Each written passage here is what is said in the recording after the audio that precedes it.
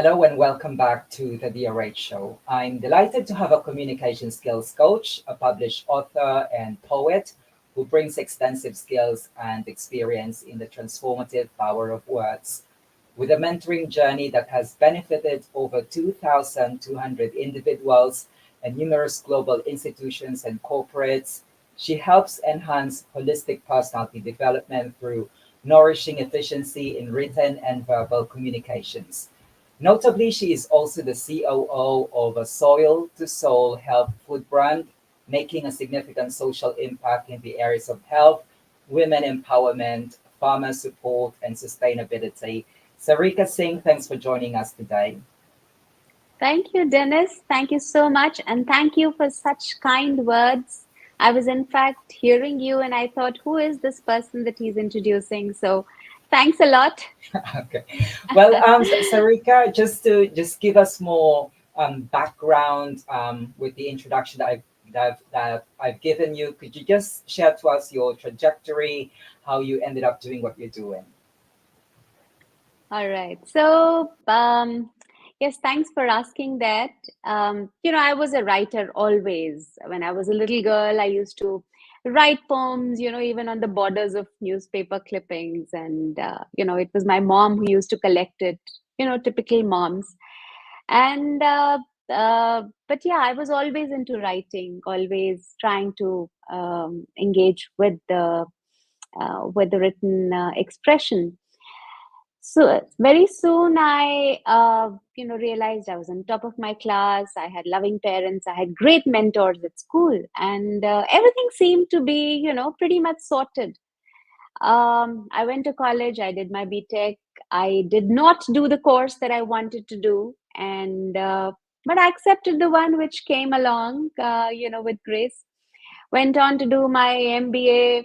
Typical. Entered the corporate world, went from being a market researcher all the way to the top. So it was, a typical journey of anybody, a fresher coming and climbing up the rungs of the ladder. But I think it's English, it's my creative writing. That was my passion. I was not willing to let it go. And so professionally, I mastered my skills at Cambridge, and then I kept my passion alive all along because I was in the corporate world. I used to see colleagues, freshers come in who had the best of grades and who had the best of skills, but they struggled with their presentation. Somebody who's come for an interview doesn't know how to pitch himself. A salesperson or a marketing person who's going out into the market doesn't know how to pitch to the client. So whether or not you have a good degree, you have the backing, you need to have good communication skills to be able to put your idea across. For the simple same reason, one packet of chips, crisps, may be selling better than the other one because of the presentation, because of the communication design on the packaging. So all these things make a lot of difference. I started a little bit by, as a side hustle. I used to teach kids creative writing. I would enjoy teaching them how to write a story or a poem. When they'd written a debate, I would train them how to fight it out. So worked on their presentation skills. And I think one thing led to the other. I went on giving programs and workshops at schools, colleges, because I was in the corporate. So, that, went from one company to the other. And I kept my passion alive. And I think there's never been a looking back from there. Interesting journeys, Sarika. Now, let's talk about your bread and butter, so to speak, because you're a communications coach. So just let us help me clarify what communication skills is. So we know that it's essential, including children, adults, and professional. But I would imagine that communication skills is more than just words. Yes, yes, indeed. And thank you, Dennis, for really asking this question because it's a very valid question. And in fact, when you've asked this question, you've addressed a very important concern because when I started teaching communication skills, and this year, July, I complete 25 years, so it's Silver Jubilee time. And I think the biggest challenge for me was to convince people uh, that communication skills are for everyone. And communication skills are not just for professionals, not just for somebody who's working. Communication skills are for everyone. Whether it's a parent who needs to communicate with a child, whether it's you're communicating with your older parents, you're communicating with your friends, your personal life, professional life. Everybody needs these skills. I mean, basically, I would say think of communication skills like a toolkit. You use this toolkit to connect to everyone.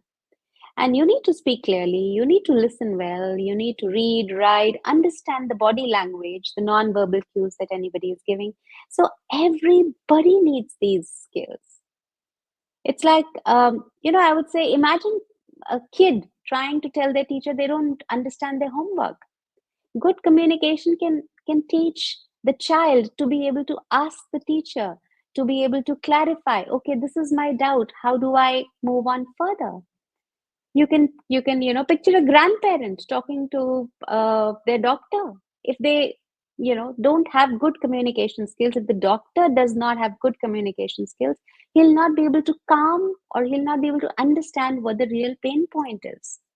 Whether you're working on a project, everybody in the team needs to have good communication skills, because they need to understand their roles, they need to share ideas, they need to get the job done. So communication skill is a life skill. Everybody needs that, and everybody needs it to needs it nice. You need it polished. You can't have substandard communication skills and expect success. Whatever may be your skill, whether you're a painter, you're a writer, you're a salesperson, everybody needs these communication skills, and these cannot be compromised. It's like having a superpower. Mhm. You have this superpower, you're able to connect with everyone. You're able to solve problems. You're able to reach your goals in life. So you can't really live without these communication skills. They're quintessential, they're mandatory. So, Sarika, since you mentioned that communication skills goes beyond words, I was just wondering if it would. Okay, let me repeat that. Sorry. Okay, three, two, one. That's interesting, Sarika. Now, you mentioned that communication goes beyond words and is an important part of our life. So it must impact us emotionally and mentally. So I was wondering if you could shed some light on how it affects our mental health. I understand that you were giving some examples earlier, so perhaps you could expand on that. Sure, sure. Another great question, in fact. And the question itself, it touches a broad spectrum. Um, so, if you ask me, communication skills, they're not only for your sales and marketing success, they're not only for your job interviews or presentation to a client, they positively impact the mental and the emotional health. I mean, think about it. When we connect meaningfully with others, whether it's our parents, whether it's our friends, family, colleagues, when we connect well and meaningfully, it lowers our stress, it boosts our self esteem, and vice versa. So, communication is that strong link which sort of binds relationships. And, you've rightly said in one of your episodes, communication skills are a sad low in those struggling with social anxiety. I was hearing one of your interviews on the channel. So because when you're socially anxious, you already have low self-esteem, and when you already have low self-esteem, you have poor confidence, your communication turns passive, and when you're passive, your needs are not met, means more anxious, means more anxiety. So it's like a vicious cycle, and it keeps you inside, and you're not able to grow, you're not able to get out of it. For example, if you say a vegetarian, and all your colleagues, your friends, they're going to a restaurant which has very limited non-meat options, let's say. Now, if you're socially anxious, you'll probably not say anything. You'll not say, please change the venue. You'll still go to that place. And there, your friends will not even know about it. But you will have very limited choices. You will be the one who's suffering. because you have not communicated your idea. You've not been assertive about it. I meet so many people who have this problem. They don't know how to talk to people.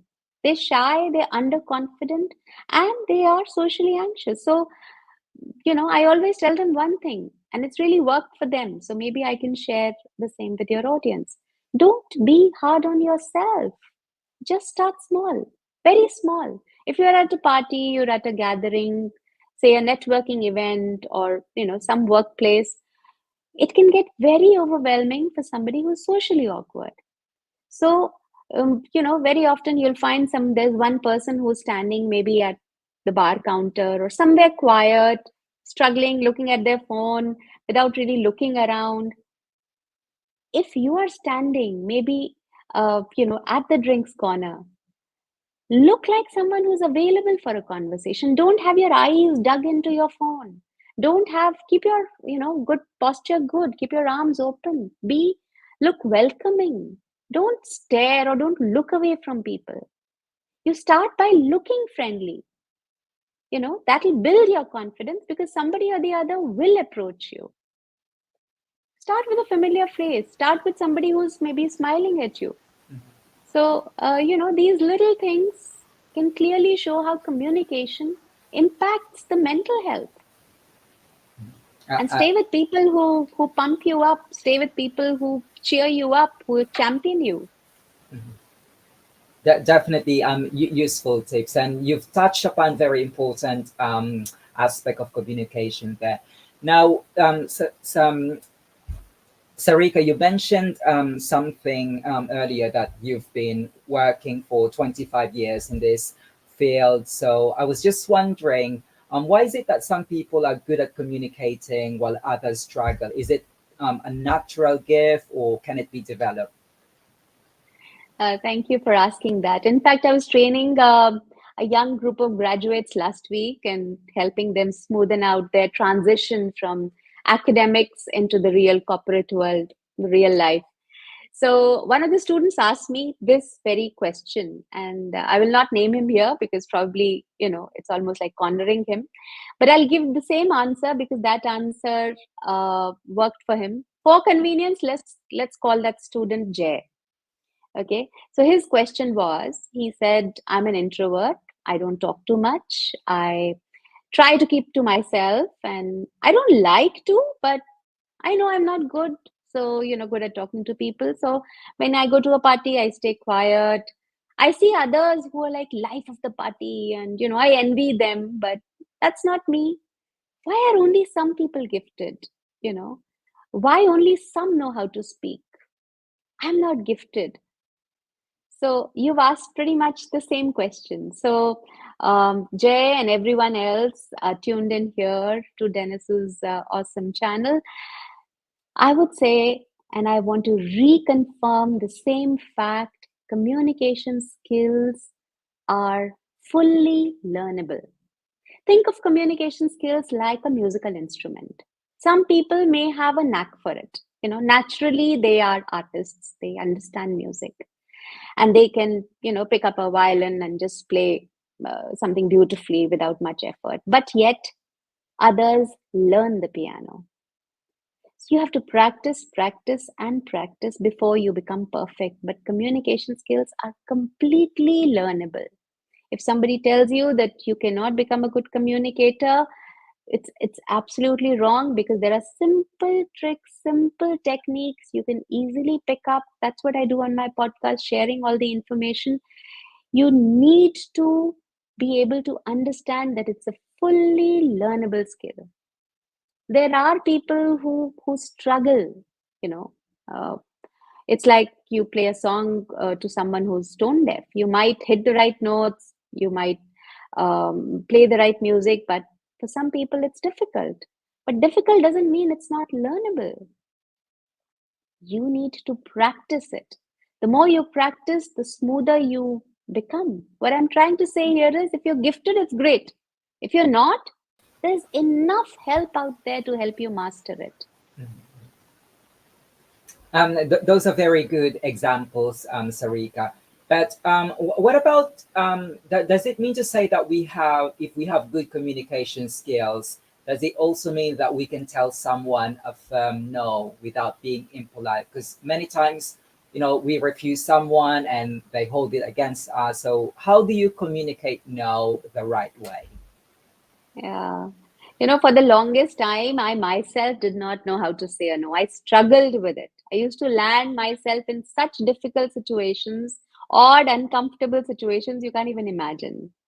And just because I didn't know how to refuse, my best friend, in fact, gifted me a book which said how to say no. But believe you me, my mind was so blocked that even that book, that whole book, I read it a couple of times. That book did not talk to me. I didn't learn anything from it. But that was an adamant part, a non quitter part that I wanted to master this. I was so annoyed. Why can't I say a no? Why do I fall into such traps? And so I mastered it. If I could master it, I'm sure I can help many others master it. In fact, I did a special episode on my podcast about how to say no, because this is a very important skill. So just imagine, maybe imagine you're at a party. Someone hands you a plate of, say, super spicy wings, and you know your stomach can't handle it, but you don't want to hurt their feelings. You know, saying a no can just feel tricky. So you kind of avoid the topic. What do you do? What would anybody do? So first off, be clear, be straightforward. Just instead of saying no, say it politely but firmly. I appreciate the offer. Thank you for giving this to me, but I think I'll have to pass it this time. Don't say a no as a blunt no. Start positively. Start thanking the person. Thanks for thinking about me. If your boss just lands you with a lot of work, something you can't, handle that particular day because you're overloaded already, so you say, thank you for, thinking that I can do it, but today I have an urgent, deadline to match, so I won't be able to take any more work. I hope you find somebody who can help you out. And another thing I would recommend to everyone is that start using I statements instead of saying, putting the blame onto somebody else, saying, "You give me so much work, you are troubling me." Say, "I am feeling overwhelmed. I am, pressurized with the work, so I cannot take more work." Start using these I statements, but be firm, be calm. There's nothing wrong with saying a no. You learn to put yourself first. The minute you put yourself first, you're able to handle the no far better than you're able to handle it otherwise. And that's the problem we all face. We start thinking about what others might be thinking instead of what is really happening to us. I think we need to set our boundaries. We need to learn to say that no.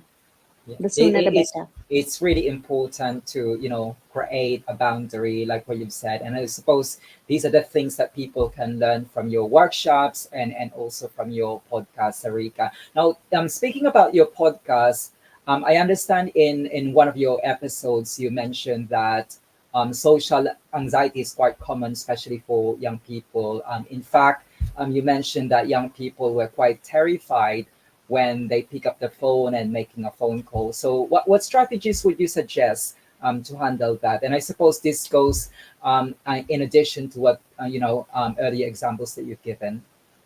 Right, right. In fact, thank you for raising this topic because it's a very valid concern. It's become way too big, which not many people are talking about, but it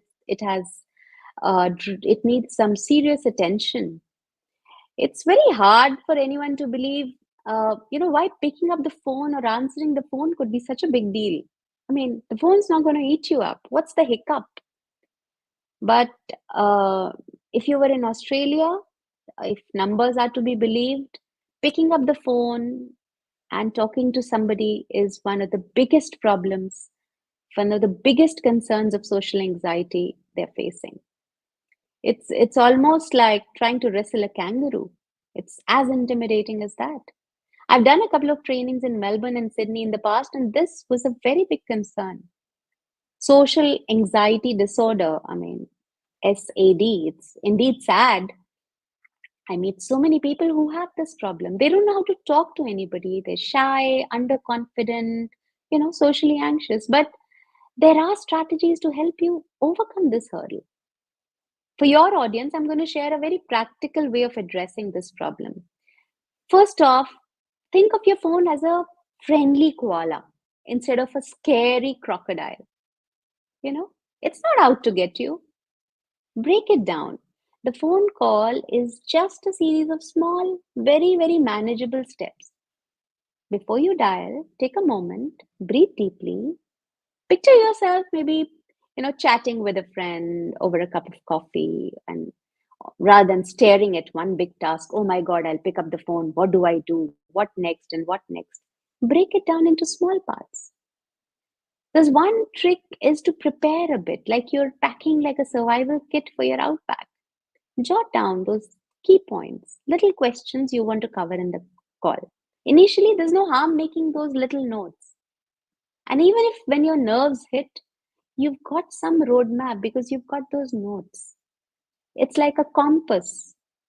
But start small calls, start with your friends, start with people you know, and then go on to the strangers, thinking of them as maybe the Tasmanian devils.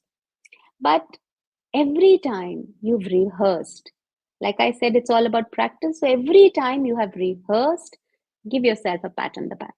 No matter how bad it went, how well it went, even if you stumbled, even if you did not do it well, but every time you tried, it's a win.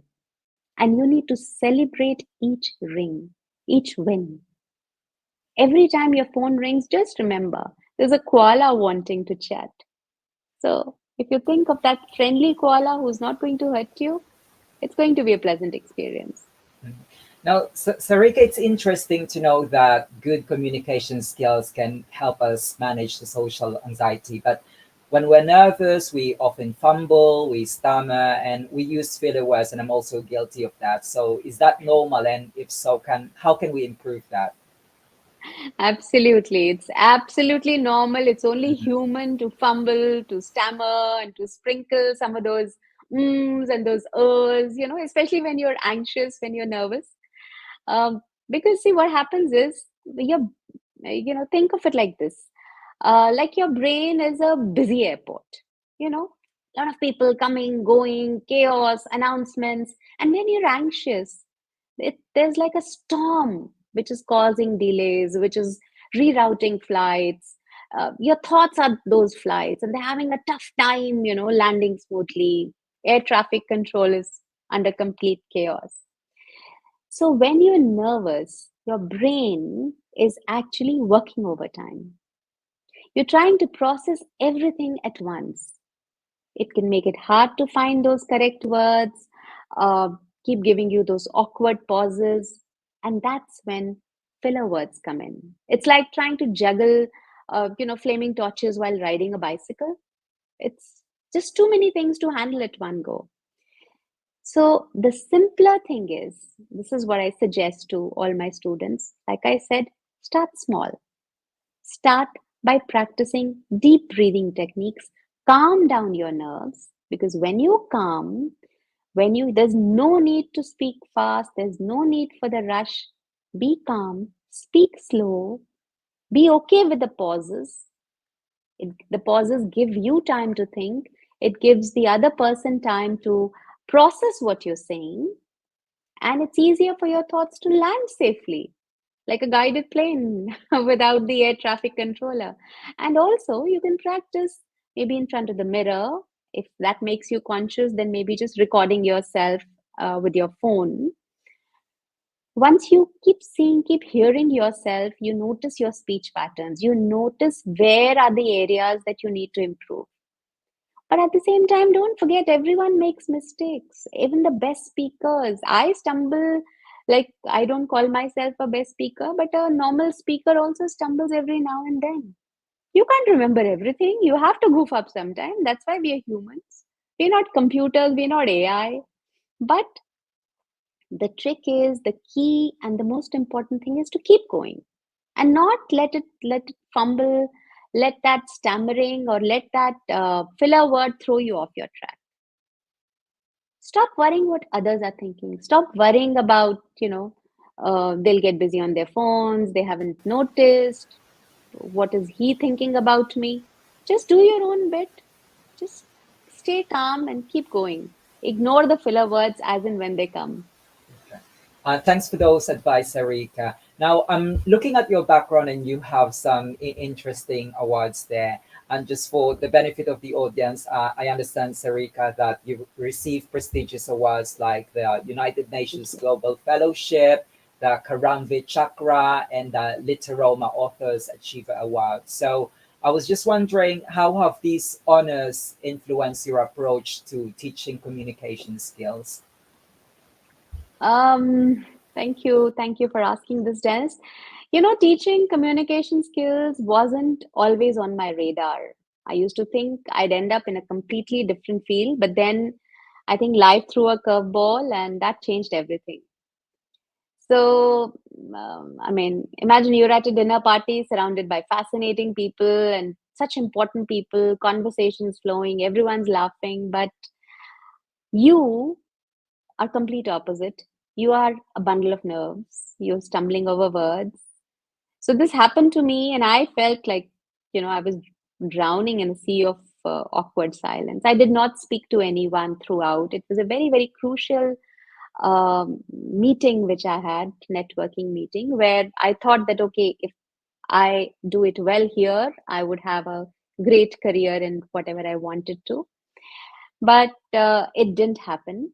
It was a complete disaster. I lost the job opportunity that I thought I would get.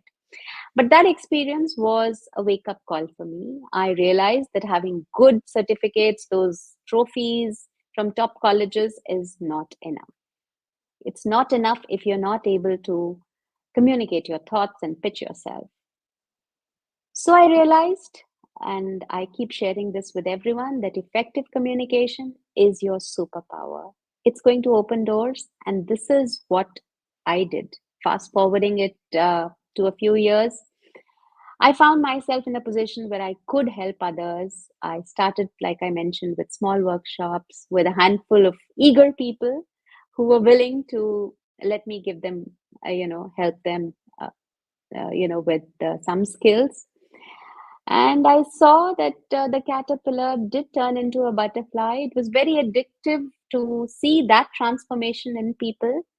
And one day, after a particularly successful session, a participant came up to me and said, "You've changed my life." So I finally felt that, this was a bulb moment for me. I realized that teaching communication wasn't just a job for me. It was my calling. So here I am sharing my journey, trying to help others, whatever my 25 years of teaching is taught. Now I try to bring all those snippets into my podcast and share it with people so that they can learn in the comfort of their own homes. Those are very inspirational experiences that you've shared to us, Sarika. So let's talk about your workshops. So are they available both online and offline? And do you offer training for both children and adults? So and also let us know how can people get in touch with you. Thank you. Thank you. You're giving me a precious airtime, Dennis. So thank you for that. Yeah, let's go into the deets. So, yes, my workshops are like your favorite hybrid coffee shop. You can enjoy them online, offline, if you're in London or India. We've got a cozy in-person sessions.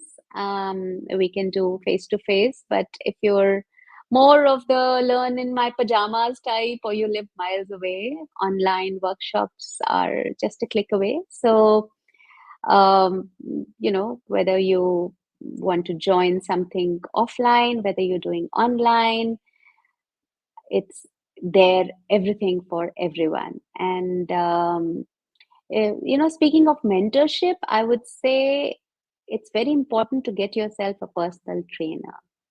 Because if you're serious about any particular skill, whether it's swimming or it's, you know, training yourself in communication skills, if you really have a vision that, okay, this is where I want to be, A mentor can help you go from point A to point B, or from point A to point Z.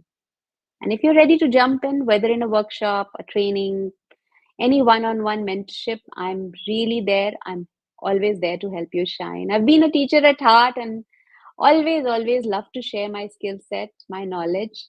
And I think thanks to the world becoming so small, everything is online. So it's very easy for us to connect. Um, my podcast is my biggest love these days because I get to mentor, I get to train, I get to share with people from everywhere in the world. And in fact, I base my podcast episodes based on the feedback I receive from people, the kind of questions they ask. Once I realize that, okay, this is the problem, this is what they're struggling with, I'm able to dedicate an episode strictly to that. So if you haven't subscribed to my podcast, please do so right away. And thank you, Dennis, for letting me plug in my podcast. You're So, welcome. So your podcast is communication101.com. I'll put the link on the description box. And I suppose they could also get in touch with your website.